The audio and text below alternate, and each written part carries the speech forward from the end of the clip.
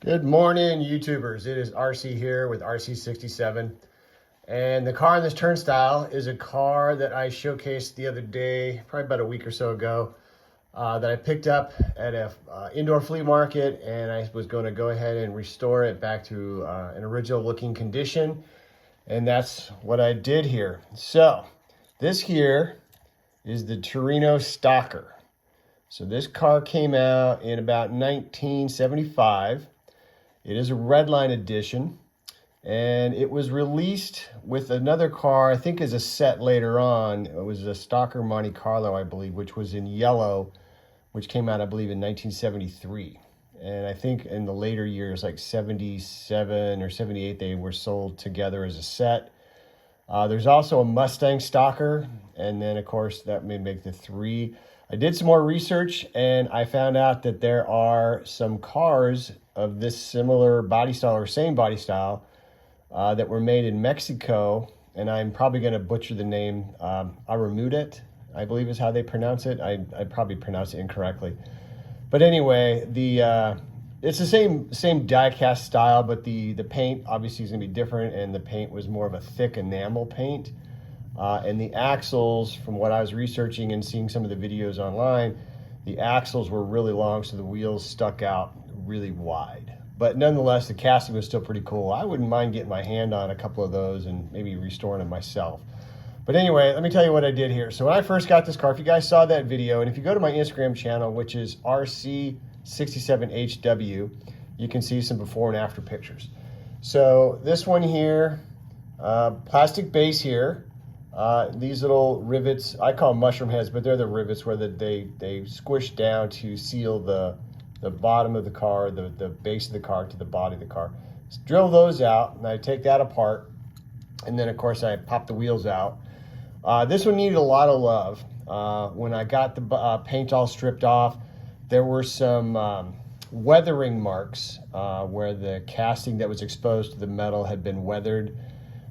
Which not necessarily bad for the metal, but it could indicate that there's some corrosion that's occurring in the metal. So sanded those down the best I could. I tried to keep it as original or close to original as I could. There's some casting lines that I left in the cast itself. I did not want to file those down.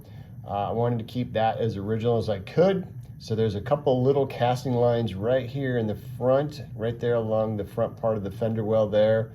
And then there's a little one, you might be able to see it, it's along the trunk lid here. You'll see a little casting line right along that trunk line right there. But anyway, I tried to leave everything as original as I could. That was the goal. And got this back. The Redline wheels I ordered on eBay from a store off the eBay there. And these are, I would call them caps. And they have basically, there's a little ridge right here on the inside of the wheel. Just get an X-Acto knife, you can pop that off, and of course this cap of the wheel, either the big one or the small one, comes off, and then you can replace that with another cap. So these are the capped wheels. They're not the original Redline wheels that were on the car originally. The other original wheels, you could actually see the axle at the center hub of the wheel. But anyway, so got the decals. I got those all situated on the car. The color of the car is a bright red, and I think I got it as back to original color as I can get it. The way I did that, I sprayed it with an undercoat of prime, a light coat of prime, which is a gray color. And then I went with a really light tack coat of a metallic red to kind of really bring out the redness, and then went over it with what's called a bright cherry red to give it more of that red color, to give it kind of that original color look when I got it finally painted. And then of course the interior of the car, painted it all black, so when you see the cowl, the hood scoop here, that's got a nice black color to it, fresh coat.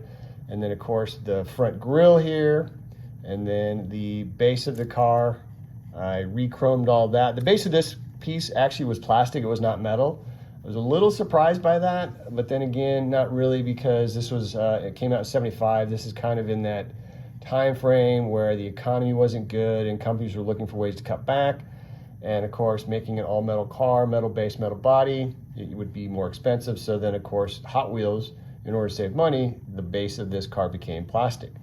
So, but anyway, The goal of this was to restore this back to as close to original as I could and put it in my collection with my other cars that I'm trying to restore from cars when I was a kid.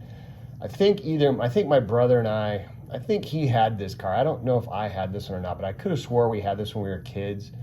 And that's why I got it. So got it restored and put back together. So, but this was a fun one to do. I really did enjoy it. I'm actually on the hunt now to find the yellow one to match, so that way I'll have the pair of these two.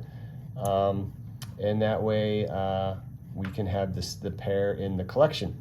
So I hope you guys like what you saw here. If you would, like, comment, or subscribe. I hope everyone's having a great morning. This is RC with RC67 signing out. Take care.